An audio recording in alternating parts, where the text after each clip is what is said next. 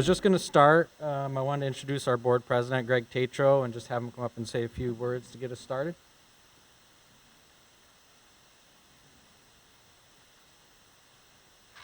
Good morning. I'm glad you guys all showed up here to harass our legislators here. So I want to put a little plug in for these guys. They do work really hard at what they do, and we may agree or disagree, but you know, I see what these folks do. They work on their days off. They work all summer long, and they're not getting paid for it. So, you know, I think a lot of people don't recognize that, and I do, because they've each helped us some in different ways over the years. So I personally want to thank all of you folks for all the hard work that you do. We're going to open this up here at some point. You can ask these guys questions, and you know, keep it civil, keep it nice. They'll have information probably for what they can answer, and maybe something they can't, but I know they'll do the best they can do. Lamoille Economic Development Corporation, we're mostly about business, and we do a lot of other things to help people get started, and loan some money to folks that need bridge loans and things like that. But we've discussed Lamoille County quite often and quite a bit, and we really think in order to bring businesses to Lamoille County, we need housing. And without housing, it's hard to keep the workers here.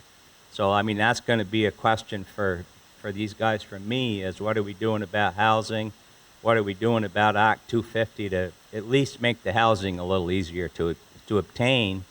Because folks that are just getting started out here, like I was, Don was 40 years ago, it was easier to get started then than it is now. So it's something we've got to address. So I think if Pat's going to run this show, all right, you're going to run the show. But thank you all, folks, for coming.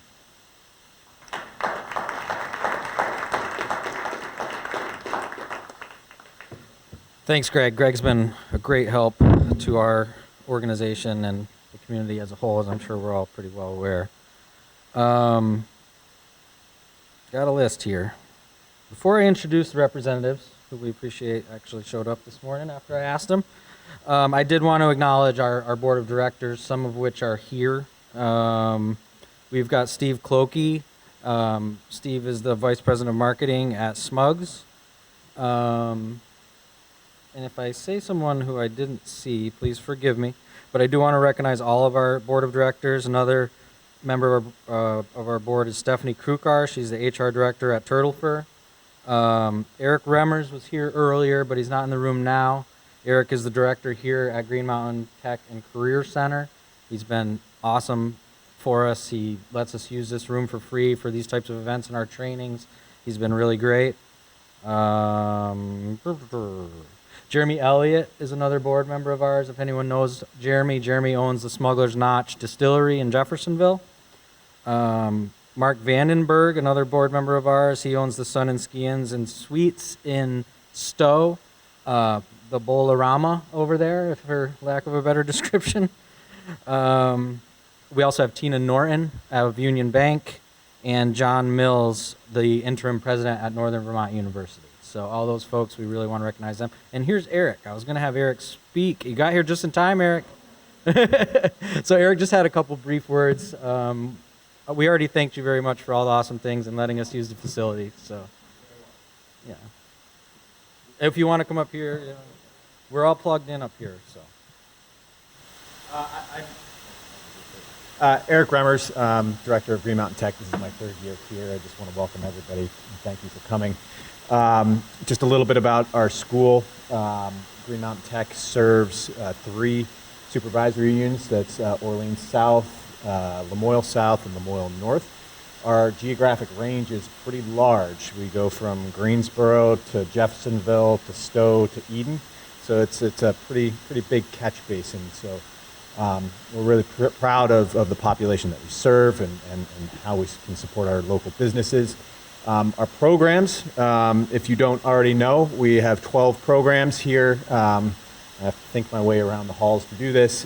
We have creative media and design, We have computer networking and cybersecurity. We have culinary arts. We have business administration, allied health, construction, HVAC, electrical, automotive, forestry, and sustainable ag and food systems, as well as a pre-tech program that prepares 10th grade students for coming into the rest of our facility here. So I always like putting a plug in for us, hoping that people understand a little bit more of the work that we do here in preparing students to work in our regional economy. Would love to offer to have folks back at another time to talk a little bit more about career and tech ed and how it functions within the realm of our local economy and the broader state economy, as I think there's a bigger conversation to be had there. But that's all I have. I want to thank you all once again for coming. Nice to meet you all.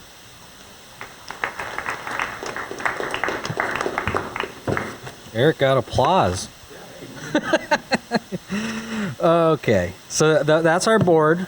We do have a few open spots on the board right now. If someone has interest in that, I would say please come talk to us and Greg. And there's a process. It's not a big process, but we'd love to hear from folks interested in being on the board.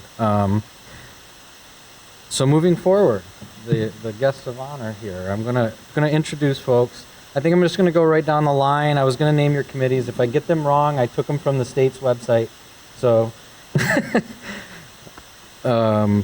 so we see Rich. Most of us know Rich. He's our senator for Lamoille County.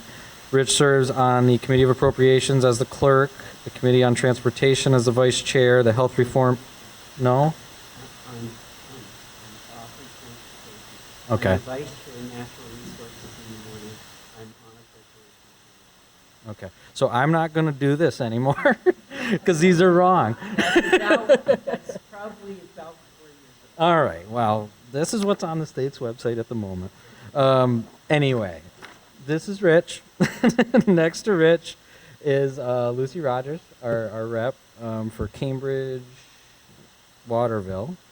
And then we have Dan Noyes and David Yacovone.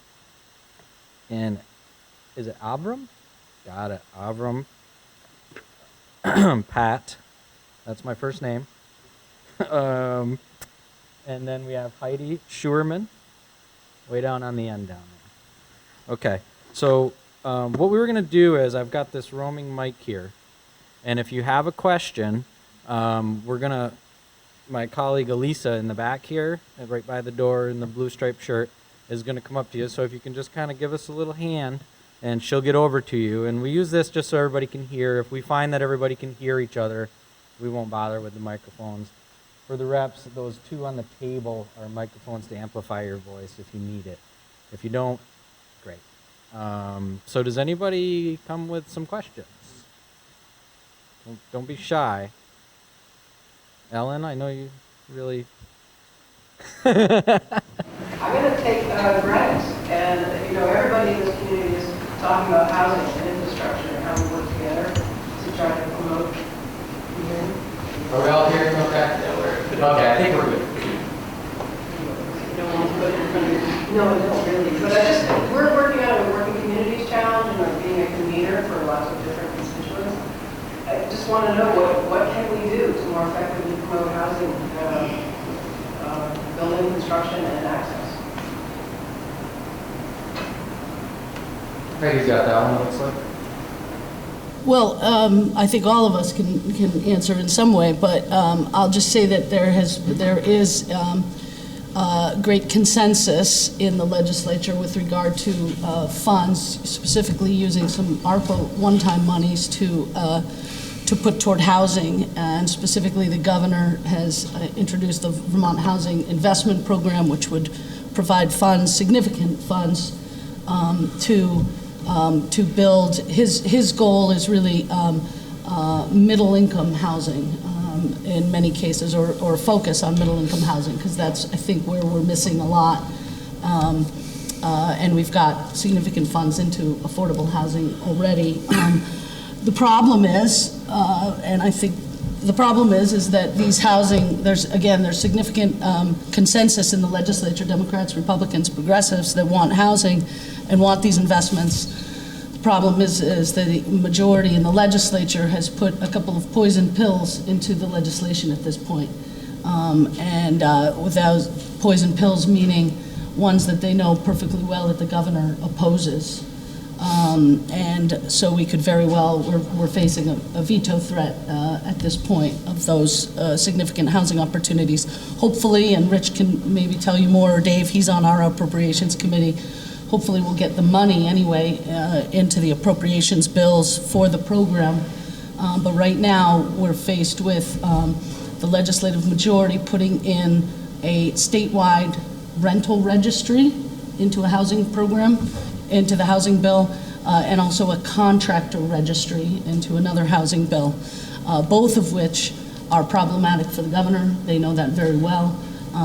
We would be the first state to do any kind of statewide rental registry, and it is, I think, if I remember correctly, it is a large program we're talking about, with 6 new hires, state employees for this program, to do inspections, complaint-based inspections at this point. I'm sure it will go further in future years, maybe even next year or the year after. It'll be annual inspections of rental housing. Now, we all want to ensure our rental housing is safe and up to code, absolutely.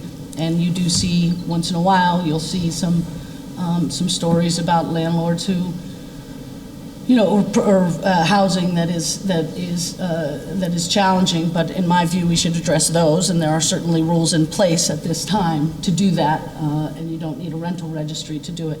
So, in fact, I think in that sense, you are making the housing challenges worse. You're exacerbating the housing challenges by putting into place this rental registry.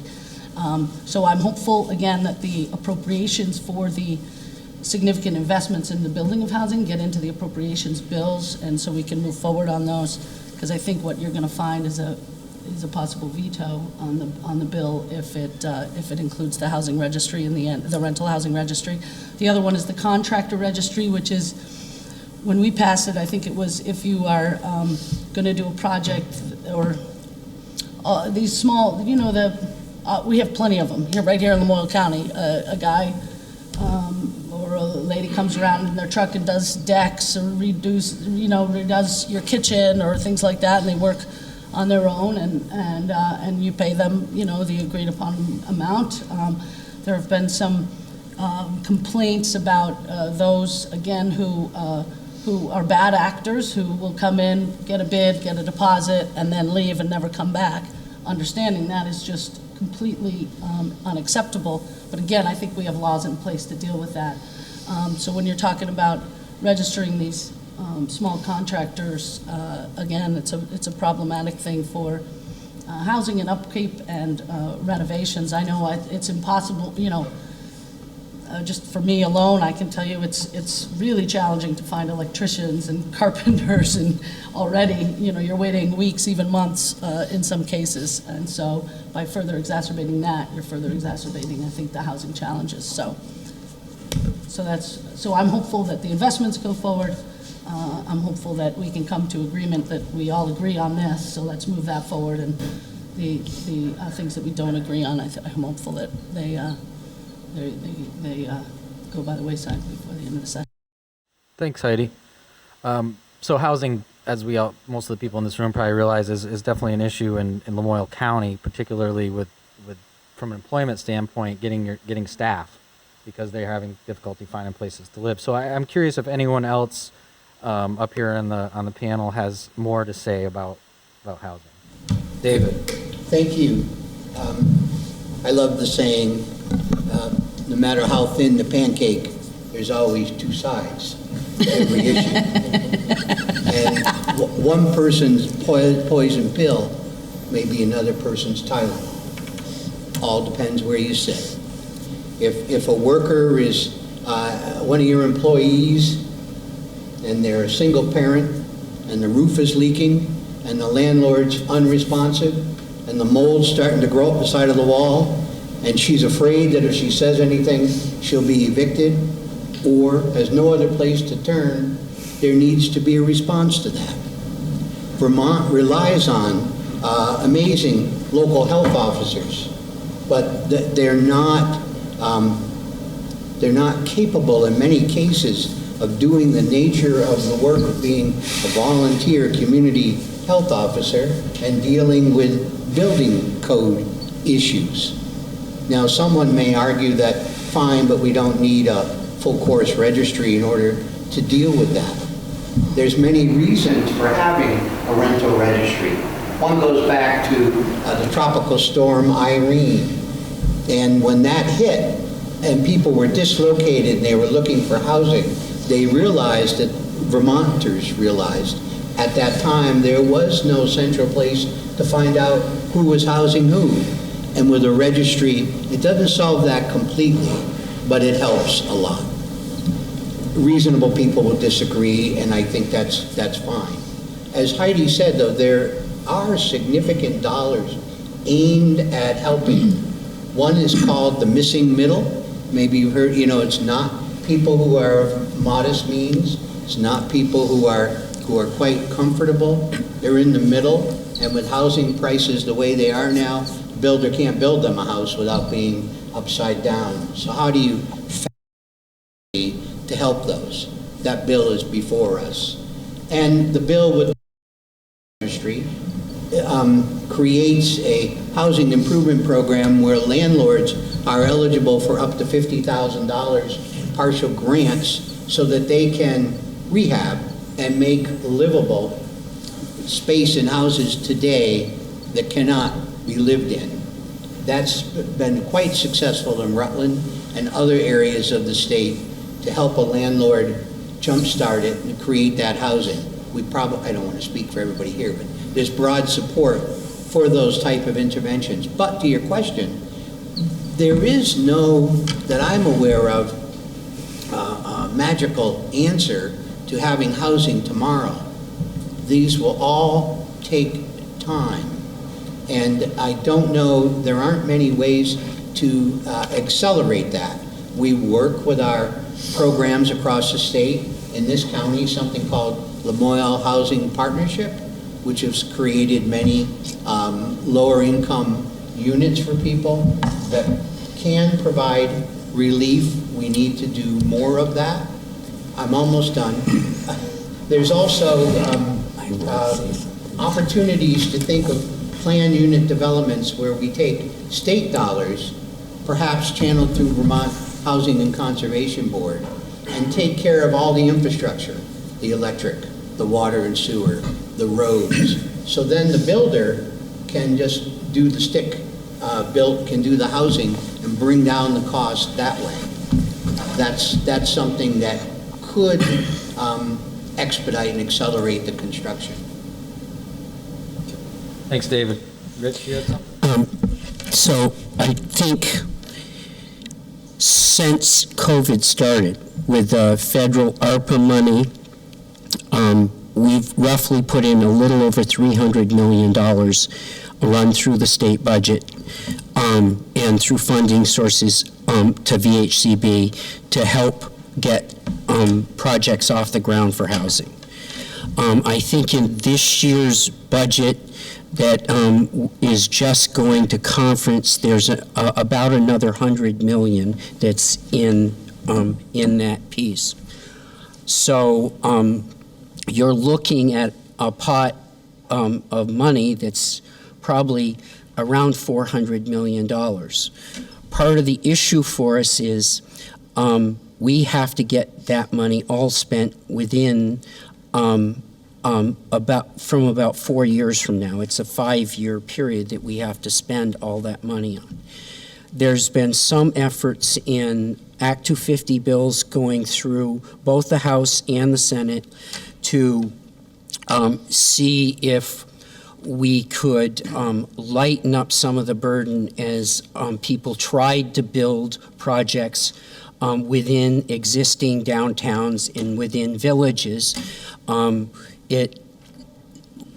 Part of the effort in that Act 250 process in the legislature has been, if you've got local permits that are basically the exact same intent as what's going on with the Act 250 review, can we just let the local permit know? there's a couple of bills going through, and that's trying to work its way through the process, partly because we don't want a larger project sitting in an existing downtown eating up 2 years of permit time when we've got this time limit to get the money out. But I think with the federal ARPA money and the and some one-time general fund surplus that we've got, there's a huge chunk of money that is working its way through the process to help with these projects and to move projects along. And I think that's all really important. Thanks, Rich. Avram? Yeah, go ahead, sorry. I just wanted to add something. I represent the same district as Dave does. I live in one of the 2 Washington County towns in the district. The other thing I think that everybody knows that is affecting all of this and is hard to deal with just through state programs is what's happened to the cost of buying a home. For a number of various reasons, some of which are related to the pandemic, the cost of buying an existing home, a middle income, middle class home, has skyrocketed and become impossible for many people to afford. As one example, I have a friend who lives in Worcester, who is a state employee based in Lamoille County, and had to, because of family changes, doesn't matter what they were, needed to purchase a new home for her and her son, and was basically offered the asking price on 5 or 6 homes in Worcester, and was immediately outbid by prices, $100,000 more than she had bid in some cases, and now is ending up building a home in Worcester and finding that the cost of that keeps increasing because of the cost of materials, labor shortages, other things we may be talking about. So I just hope that the various forces that have caused this to happen start settling at some point, because this is what the market forces have really contributed in a very bad way to make it even more difficult to get housing in that range. I'm not talking about rental housing or anything like that, but simply, family homes. Thanks. More on housing? Okay, great. Oh, another question? Marcia Marble, Morrisville, my husband and I have Marble Realty, and yes, we have seen the housing and land prices just go out of the roof. There are programs for folks who have problems with contractors. They already exist. Between fraud and fraud from the Attorney General's office, as well as civil lawsuits, there are programs already out there. So if you're working to make it easier for those of us who are here who probably can't afford and certainly don't want to afford to pay 1.5 or more percent, 150% more for a purchase of a home or a piece of land, look for a Vermont program, create a Vermont program, not just the highest and best price. Thank you.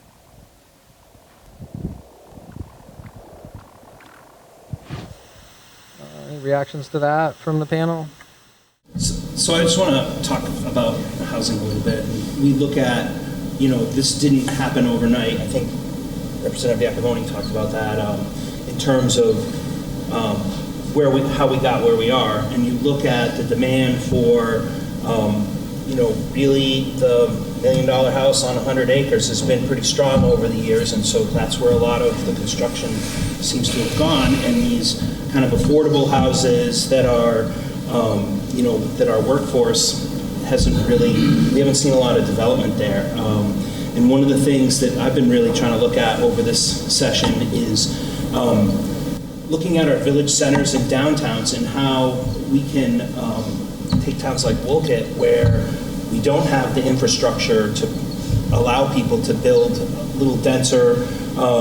We don't have village water and wastewater, and maybe there's some ways we can look at the remediation of the soils around there, which is part of an Act 250, and allow village water and wastewater to be built, and then also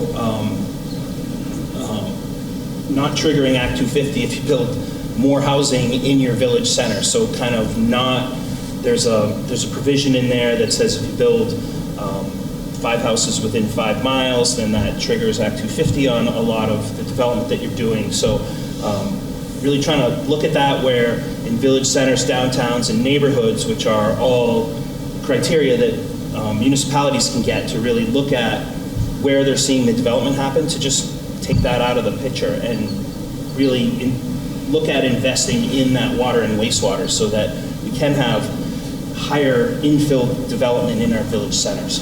But it took us a long time to get here, and the demand for housing, all of a sudden with COVID has really spiked the price up on a lot of affordable. I look at what I paid for my place, and Amy and I bought, 20 years ago now. There's not a chance you could come anywhere near that now. And it was pretty rough when we bought it, but still, these houses are even going for kind of crazy money now. So, Any more on that? I would say there's also $117 million in the budget in one-time money.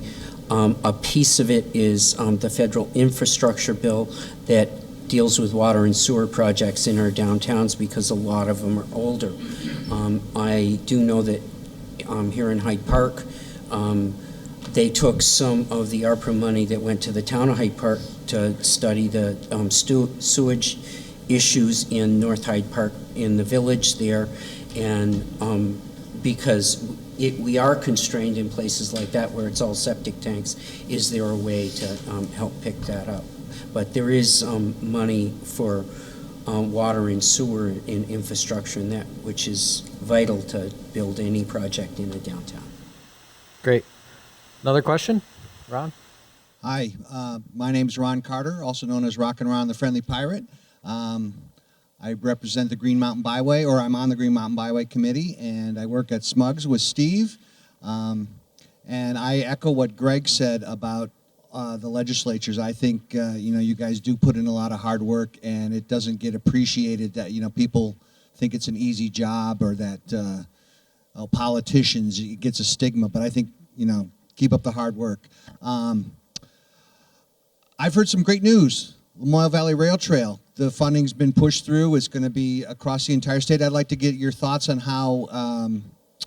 how this can impact the community and what you guys would like to see, or any feelings you have about it. Rail trail? I want to go first. Rich. So this summer is, I think, the final season of construction that they hope to push and finish the rail trail from the full 93 miles.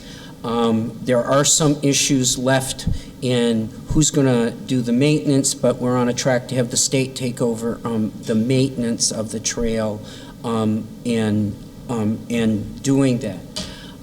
I think from the stretch that's finished, that from Morrisville to Jeffersonville, I think no one can say that it's not heavily used. And I think we're going to see businesses grow up around that. In Jeff, there's a bike shop in the center of town. The bike shops in Morrisville have benefited from it. There is, I won't say that I've ridden my bike to Morrisville and called home and said, Joan, can you pick me up at Lost Nation? But I think there's a lot of stuff that is going to grow out of that, and I think it's exciting that it will all be finished. By this time next year, it'll all be open. Go ahead, Dan. Or Lucy, yes. I also feel extremely excited and have used the rail trail a lot myself, and I think connecting the different pieces is going to make a huge difference as far as the amount of use it gets relative to being isolated pieces. And I can say, from when that rail trail was first, when the rail was first rail banked, I know a lot of municipalities, a lot of towns have really been thinking about how they're going to interact with this rail trail. And Woolkit, they built a little siding and a picnic area, and even though the rail's only coming here this year, I think we've been talking about it for like 15 years or something like that. Longer than that. I think it's been that long, and thinking about how we plan for that, and I think all the municipalities have. So I was chair of the transportation committee in the House when we rail banked the trail, and that was probably 2006. No, 8, I think. Yeah, we've been waiting a long time for it, and I think the business community welcomes the trail all around. Do we have another question? Ed. Good morning. My name's Ed DeBoer. I have a business in Morrisville and live in Eden. So I have just a general question about welfare for millionaires. So I think the House has passed a bill giving free lunch. I'm old enough, I was told there was no free lunch, but apparently there's a free lunch for millionaire kids these days. Could you explain this free lunch for people who can well afford it? David, taking that one In on? my committee, I'm glad to open it up. Good to see you, Ed. So 2 years ago, the federal government said, in response to the pandemic, all children will receive school lunch. And prior to that was a complex United States Department of Agriculture program to provide hot lunch and some breakfasts. Can you hear me? If I need to speak up, just hold your hand up. So that was put on pause. Now, and the schools reported significant benefits from this because many children were too embarrassed, or the parents could not manage the paperwork to participate in a subsidized school lunch program because they were made to feel different. People knew who was receiving government assistance and who was not. And if you can think back, for some of you, it's a long time, like me, back to that period, peer pressure can be very real. So now the federal government has said, we believe, it's a possibility it could continue, but not a strong one. We're going to stop that program in June, and we'll go back to the existing program of school subsidies. So the state and our education committee has said it makes great sense in terms of the nutritional benefits of children, because proper nutrition is a therapeutic response, a therapeutic dose to kids being engaged to learn, that they all receive the meals, including those who one would say cannot afford it. That's on the table. That'll be voted on, I think, Tuesday. I believe it's on the action committee, action agenda. It'll be coming up this week anyways. And that's the yin and the yang back and forth on this. It's hard because if we do nothing, poverty will still be there. Hunger will still be there. The despair and depression and mental health of children will still be in our schools. I'm not saying that good nutrition eliminates those things, but it certainly helps us to address them. So there's people commenting like Ed has, out of all respect, saying, wait a minute, we're feeding those who don't need to be fed. And others will say, well, when kids are on the school bus, we don't say, Dave, where's your $10, you can afford it, we provide school transportation to everybody. And we ought to provide nutrition while kids are in school to everybody and fund it through our education program. So rightly or wrongly, whether people agree or not, that's a little bit of the other side. Heidi had more to say on that? What did Dave say about the pancake? No matter how thin the pancake, there's always another side. There is indeed there is a free and reduced school meals program that is a national program. In addition, though, with regard to the reduced meal program, the state of Vermont years ago actually took that out, and we cover anybody who is eligible for free and reduced meals. It's actually free for Vermont students, so that we've already there. To be clear, this is a $30 million program, annual program, $30 million. In my view, when taking into consideration what we can afford, our property taxes already that are high and keep getting higher, even though we have fewer and fewer students in our schools, is a real challenge. I think all of us, whether we're business owners or homeowners, need to take a look at the spending that's taking place both in our local schools and also on a statewide level. And again, this is a $30 million program that's going to come out of the Ed Fund, possibly. They're looking for taxes to cover it, including, if I'm not mistaken, a sugar-sweetened beverage tax, a candy tax, the cloud tax they were looking at. I don't know what is going to come of this, but in my view, I do not think, and I will say, when I was a kid, I do recall the reduced price, the lunch program, and you got, if I remember, different color tickets or something like that. That doesn't happen in schools these days. From what I understand in the schools I've talked to, they don't have different color tickets. It's just a code that people put in, and so that kind of outward sort of knowledge of who gets the meals free and who pays for them is actually not there, at least in the schools I've spoken to.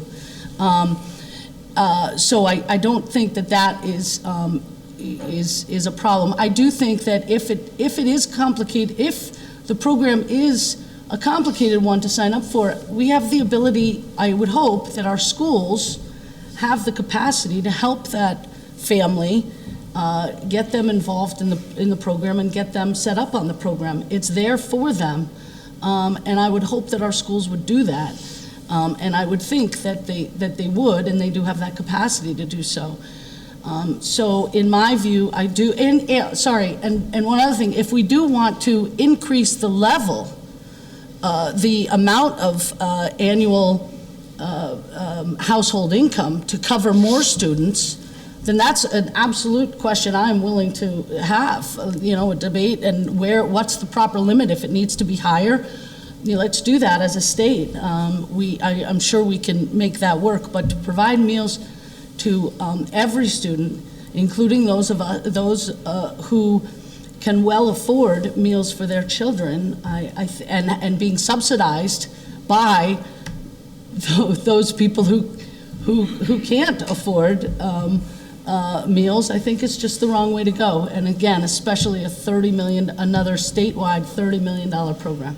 Thanks, Heidi. Couple different views on that topic. Any more views on that topic? I know I hear about it from various folks. So I think the discussion probably needs expanding a little.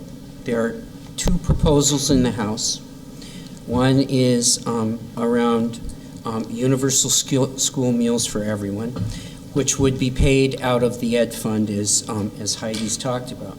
There's another proposal in childcare that the House sent over that would be a tax credit for childcare for every kid up to $1,200, that up to household incomes of $200,000 a year. But not every kid. Every kid up to a certain age, up to 6 years old, Yeah, not every kid. Up to 6 years old Yeah. in that. But the cost of that, because once you get past 6, there's very few that end up in the regular child care.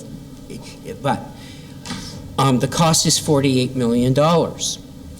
And the question really comes down, if you're going to reduce the revenues of the state by $48 million and do that, how do you maintain programs for those people that are truly needy? And so with both proposals coming over, one on the school lunch that is unlimited and everybody would get their school lunch regardless of income, and with the child care piece that goes up to $200,000 in household income, the Senate has been more in a position saying, hey, wait a minute, particularly on the child care side, we haven't come down on the side of school lunches, but I think the same issues are going to be at play. The Senate cut that down to, in child care, household income, top income of $135,000, and have tiered it so if you're under $60,000, you get a full benefit, and going up to the 135, you get less. What that gave us in the budget is about $20 million more to put towards program because the money isn't out the door, and we in the Senate have chosen within the budget to put that money towards things like the recovery centers. That our recovery center in Morrisville, North Country, has not had an increase in state funding in 5 years. And for anybody that looks at recovery, that's the door into the recovery world. I saw we've had an ask from the municipal electric companies, the co-ops, and to put $11 million into AMI, which would help them build a smart grid. And as we're moving towards electric cars and all, you need to have a smart grid system, or villages like Hyde Park, Morrisville, Johnson, and the co-ops like VEC are not going to. What it allowed us to do is put more money into programs like that. We also put an 8% increase in the Senate budget, 1% higher than the House, for all our designated agencies, home health agencies, Lamoille County Mental Health, all of them. That's where we chose to spend the money instead of giving a tax credit to households up to $200,000 a year. There's only so much money and there's only so many places to go. And I only bring that up because I think in the Senate there's this view of there has to be more caps on some of these programs to be able to spread the money around. It creates a difference in focus in where you want to spend your money. Thanks, Rich. Dan, yes. I just know around 2 o'clock in the afternoon, if I don't eat lunch, it's pretty hard to think. And I can't imagine being in school trying to learn and to interact with my schoolmates if it's really, you're hungry and that's pretty much what you're thinking about. I also don't think there's many people in Wolcott, Hyde Park, Johnson, and Belvedere, the towns I represent, that have kids that make $1 million and have that kind of income where, I think that it's probably something that we should definitely be looking at. And at the same time, I brought up that maybe we should be looking at how we fund Meals on Wheels for older Vermonters. And, those programs are really struggling. In fact, there's 2 of them that closed up in the Northeast Kingdom because they can't make ends meet and provide the nutrition that's required through the Older Americans Act. So, it's definitely not an easy question on how we make sure that people have access to food, and we want our children to do well in school, and we don't want them to be hungry. So it is, it's something that you have to think about. So. Thanks, Dan. We've only got Rich for a few more minutes, so I was going to get one more question while we've got Rich here. He has to get to another meeting. Okay, great. Hi, my name is Harry Snyder. I'm the Chief HR Officer at MSI, largest manufacturing company here in Lamoille County. First, before I get to my question, I just want you guys to know you have an open invite if you want a tour of the building. We've grown it quite a bit over the last few years. We'd be happy to have any or all of you out to see the manufacturing building. I have to get back just a little bit to the housing question, in particular the ARPA funding, because I've learned already quite a bit more this morning than I knew before I came in. The fact that it does have a lifespan, and then I'm assuming once that lifespan's over, the funds go away if they're not allocated. And anyone who's worked in government knows you never want to give money back to the feds. It's that much harder to get it in the future. But my question is related to a couple of things. Number one, do we know how much of those, give or take, $250 to $400 million might actually be allocated to Lamoille County? And in that, as I understand it, sometimes the like empowerment zones, the downtown districts, the building there sometimes is exempt from Act 250 legislation. So if you could just talk a little bit about that, and also a little bit about if you know how much of the money could actually be allocated to Lamoille County, and whether or not as local legislators you have opportunities to work with some of the local legislators, the town select boards and stuff like that, because my understanding is sometimes it is easier to get housing built when the local legislators are on board, even with an overlay of Act 250. Thank you. Lucy? Thanks. The one piece that I'll pick up on is the piece about the Act 250 in the downtowns. And I believe the bill as it will be voted on in the House in the next few days has the Act 250 Act 250 exemption for neighborhood designation areas. And a downtown can become a neighborhood designation area through an application. My frustration with this, I support kind of making it more possible to develop in village centers and downtowns. My frustration is just adding yet another step that the towns have to go through. The pushback I've gotten is, but any downtown can become a neighborhood designation if they just have to go through the form, and the frustration of kind of always creating an extra step. If that's the case, why can't we just have it apply to the downtown to begin with?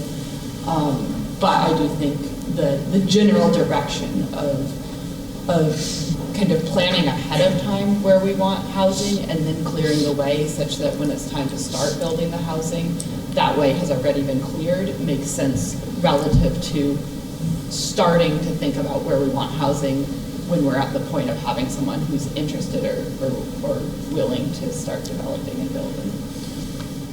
And just quick on the piece of how much money is going to end up in rural Vermont, it's going to be harder because the capacity, you look at like Lamoille Housing Partnership, they're a pretty small agency. If you go into Champlain Housing, they have the capacity to be able to spend that money in the time frame that we need to spend it in. And so that's where you look at the Northeast Kingdom in rural areas, they just don't, it's hard to develop a program, figure out where it's going to go, get the land, if you only have a staff of 3 people versus if you have a larger staff. And so it's going to be hard for rural communities to deploy that money for housing, no doubt. The money will go out on project-based. If there's a project in an area, that's the way the HCB will help fund that. But, the building that's being done right now in the middle of Morrisville is one of the projects that's getting some of that money as we speak. So, it's not like we aren't going to get some, but it is project-based. We have to get the money out the door. One thing I just wanted to mention as well is, I'm not trying to speak for the panel, but there is a separation in that money. Some of that money is locally controlled by the local municipalities. A good portion of it is. And those would be questions for your local folks, and I'd be happy to help anyone connect with those folks, because there's a good share of it that is individually going to every town in Lamoille County. Heidi, did you have? Yeah, I guess so. I'll just respond. I used to be on the select board in Stowe, and so the relationships between legislators and select boards is critical in housing, in infrastructure, in all sorts of things. I'm not sure about all of the communities in Lamoille County or throughout Lamoille County and what kind of effort local municipalities are taking in response to the housing crisis. But I will say, in many cases, they are the leads in local communities, and they need to be the leads and bring us in.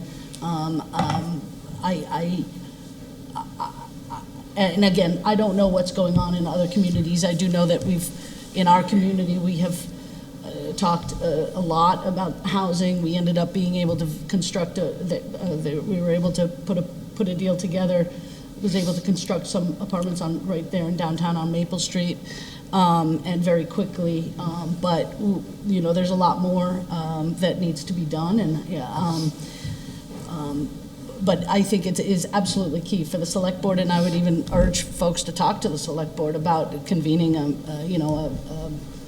putting together a task force for their local community to see where housing can go, what kind of deals they can help put together, help mediate and come, and that kind of thing I think is important to be proactive. So I will also say that it's frustrating. I've been doing this for 16 years, and every year we talk about Act 250 and reforming Act 250.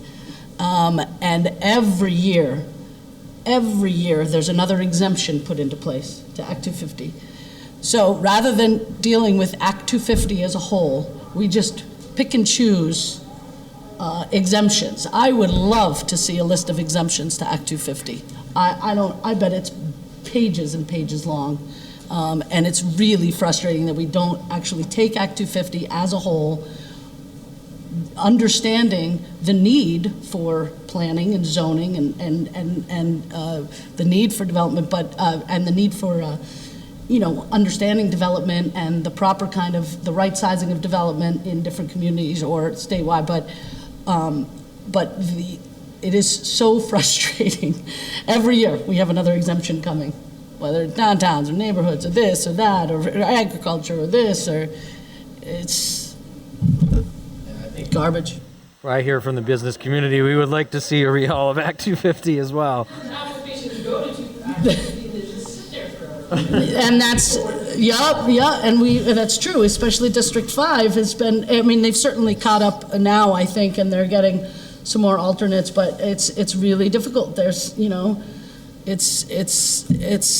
it is so frustrating because it was necessary, absolutely, Act 250. I'm not opposed to Act 250. It was necessary and important at the time, but it's also necessary and important to realize where we are now. We're in a very different world, and we need to bring our Act 250 up to the 21st century, and these exemptions just are people create are just are extremely frustrating to me.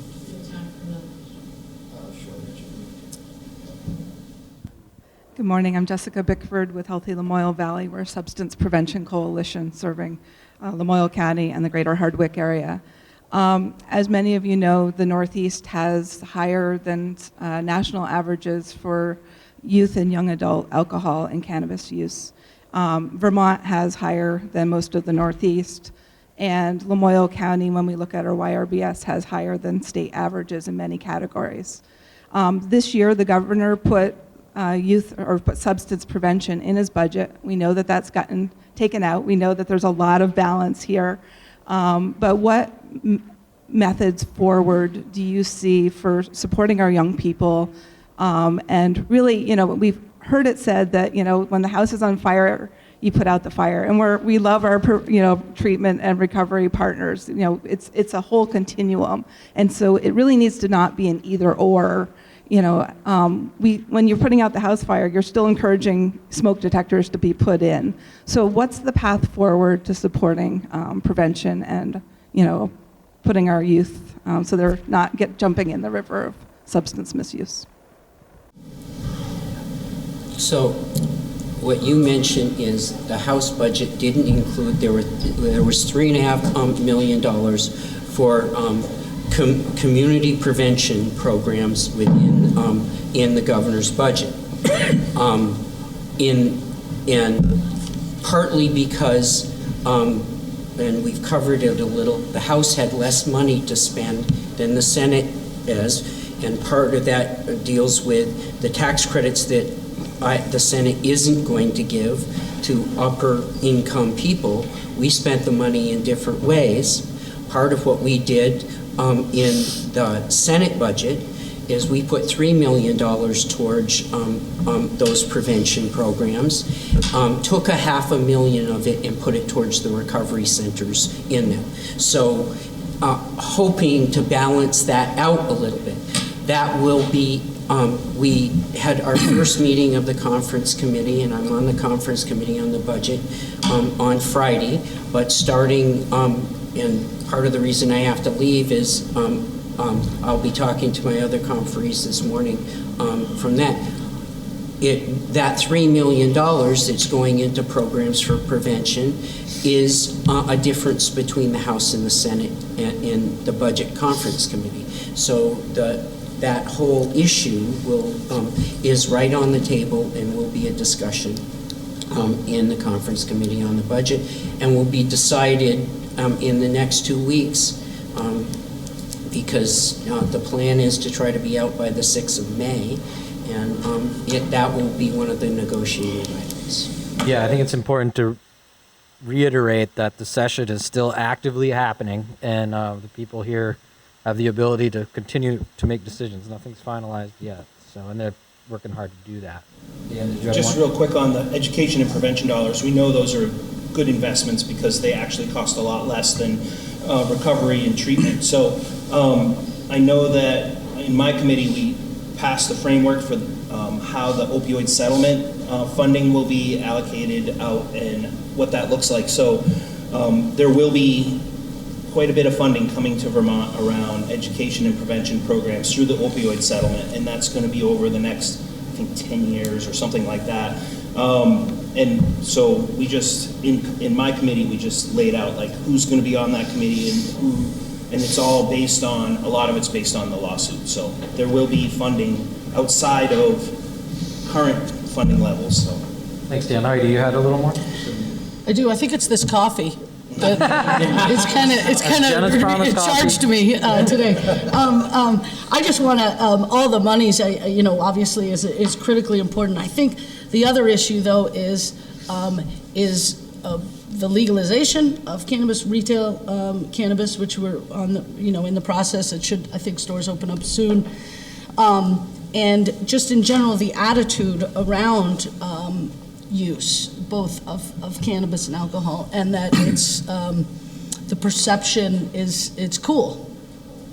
And when I was in high school and even middle school, it was cool then too, but certainly parents didn't think it was cool, and adults didn't think it was cool, and I think there's a change that has happened over the course of the last number of years that has brought us to a place where it's really difficult to convince youth not to participate, not to when they see so many others, both in their family and in their extended family and friends' families. And I think I don't have an answer to how to address that. I really don't.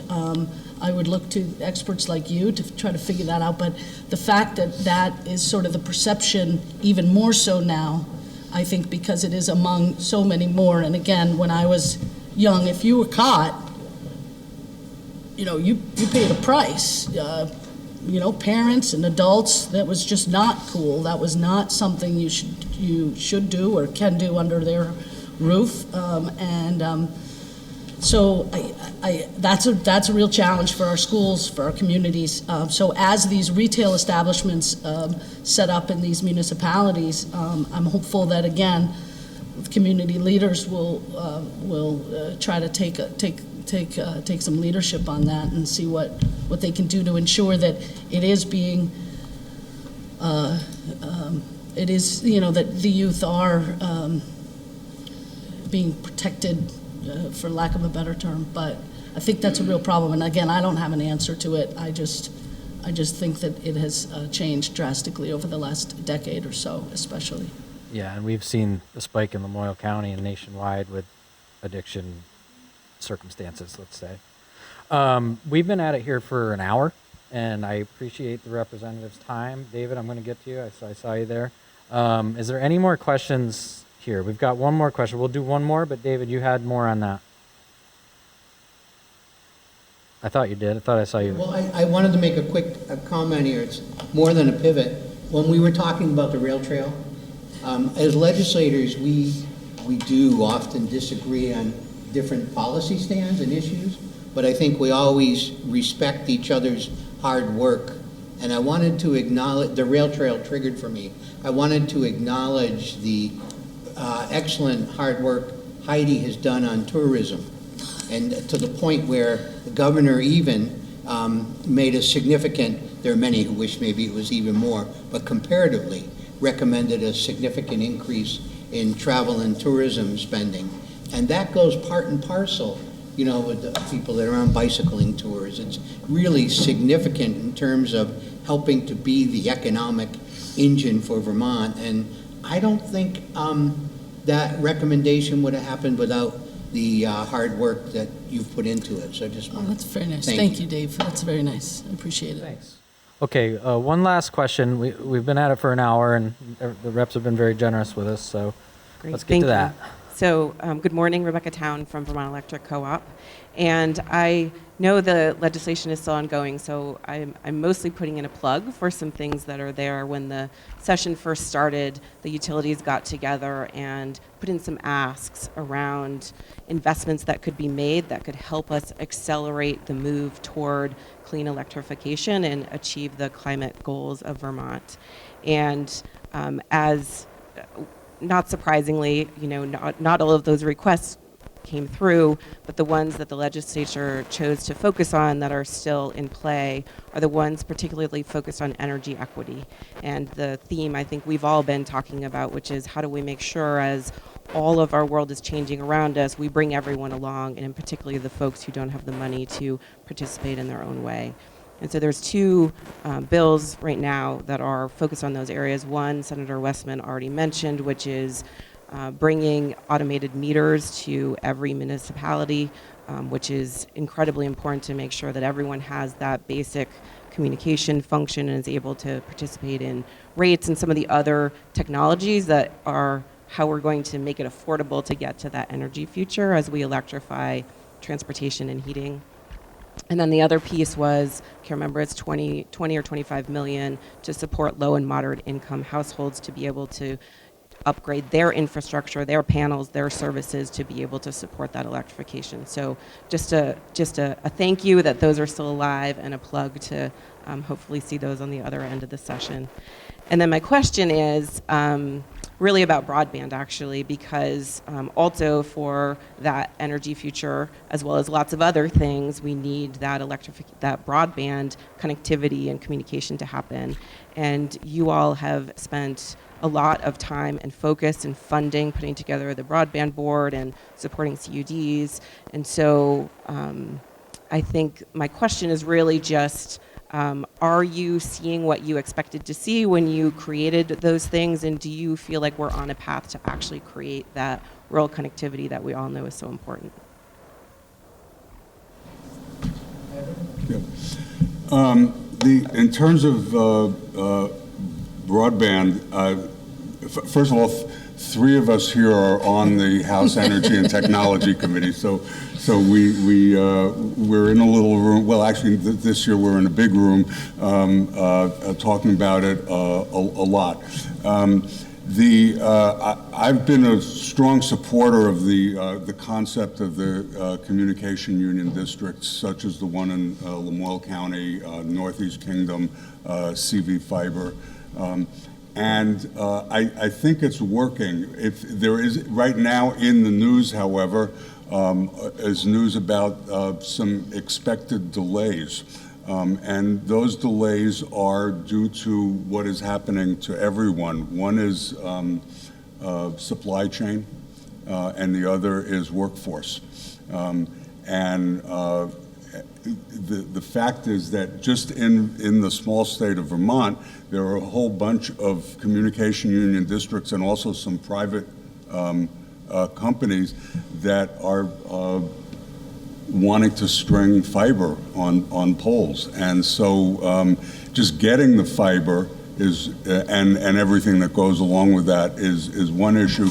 And second is getting people who are qualified to do that work. So everyone is kind of competing for the same materials and the same workforce. However, that may slow things down, but it is happening, and I think that we will eventually see true high-speed internet in rural Vermont. It's something that I think everybody ended up understanding the need for it. The pandemic certainly heightened our awareness of the need to be able to have telehealth, have education, work, and all of that, to be able to do that from different locations. It is happening. I did want to say on the funding that you mentioned for the automated meter reading. I have been lobbying my colleague on the Appropriations Committee and other members of that committee. Our committee recommended to the Appropriations Committee early this session to fund the request, which was $11 million. The House ended up funding it at a lower amount. The Senate has added some of that back, and I've been urging my colleagues to agree with the Senate on that at the higher number. The interesting thing as I thought about this in the district that Dave and I serve, 4 towns. Morristown and Elmore are all served by Morrisville Water and Light. Woodbury, the largest number of people are served by Hardwick Electric Department, and then the rest is served by Washington Electric Co-op. And in Worcester, it's about 50-50 Washington Electric Co-op and Green Mountain Power. Green Mountain Power just serves the Route 12 corridor, and Washington Electric Co-op serves everything else. So this is a district that is almost entirely served by entities that would benefit from that funding. In Washington Electric Co-op's case, I was the general manager way back when we did install automated meter reading, but what at that time was an advanced technology and now is a primitive technology that can't do the kind of things that you were talking about in terms of managing usage. And so Washington Electric is now looking to upgrade the technology on their system. Thanks, Avram. Lucy, we'll let Lucy have the final word today, and then we'll wrap things up. Sure. Just a quick follow-up. I think the challenges of workforce and materials with building out broadband that Avram mentioned are kind of point even more strongly to the importance of having some central planning and coordinating and being able to make sure that we do actually have the ability to do the build out that we're funding with the Vermont Community Broadband Board. And the other pieces, like I take pretty seriously the role of oversight of investing significant amounts of public money into this public infrastructure problem, but making sure that if we are, investing so much public money into this issue of broadband, that we're investing it in a way that ultimately we will be serving everybody and investing in projects that are a part of a plan to get to everybody. Some projects that we could have chosen to serve, and I'm glad we went a different direction with kind of this universal service commitment, but some project, we could have chosen to go the way of serving projects that in the immediate future are going to connect the most addresses, but they might be doing so in a way that goes like right down the main road down the center of town without any commitment to build out the side roads, and then undermines the business case for ever building out those side roads. And so in the immediate future, connecting more people, but in the long term, making it impossible to ever reach our goal of serving everybody regardless of where they live in Vermont. So I think it's pretty important that we're careful in the way we're investing public money, and if we're putting public money in, that we're putting it into these entities that are actually building in a way that is part of a plan to ultimately serve every address. I just say there are two pieces in the budget. There's $95 million for broadband, partly ARPA and partly infrastructure money that is in the budget that you'd be interested in. The second piece, as Avram said, the ask of the municipal utility companies, and speaking of this county, it's Johnson, it's Hyde Park, it's Morrisville Water and Light, and it's Vermont Electric Co-op. It's Stowe, too. Oh, For a little bit. Stowe, sorry. Just for a couple more weeks. So Stowe too, but there are very few customers here that are Green Mountain Power, and pretty much that's an anomaly in the state. And so, and the municipals, Stowe and Morrisville Electric, and the municipals have asked for 6 of the 11 million was to go to them, and the remaining 5 to Washington Electric Co-op and Vermont Electric Co-op. And you can't really hook up your car if you don't start to control the grid in a more efficient way. So that's really important money for the environment and as we move ahead. And the Senate put 8 million in, the House put 5. So that is another piece of, we had some more money to spend than the House did, and that's one of the places we chose to put a little more money. Thanks, Rich. I wanted to thank all the reps on the panel for being here today and being very generous with your time. It was a good chunk of questioning we had here, and we really appreciate it. I'm not going to ask a question. I just want to mention something. I was going to ask a question, but we're out of time. I just want to mention the capital investment grant program that currently is, my understanding, has been removed from the budget. I think I can speak for most of the businesses. This is a direct grant program that existed in the past that the governor had proposed to continue. And we would really love to see that be maintained moving into the future. We were well oversubscribed in Lamoille County, and we work directly with businesses who are going to benefit from that, and there would be more that would benefit in the future if that was able to survive. So just wanted to mention it, no need to respond. And to the group as a whole, we have a lot of extra food over there. I brought some brown paper bags. Please bring some home, and we have the Generous Promise coffee. We have caps and cups. Grab another cup when you go, please. And thanks, everybody, for coming. Thank you. Thank you.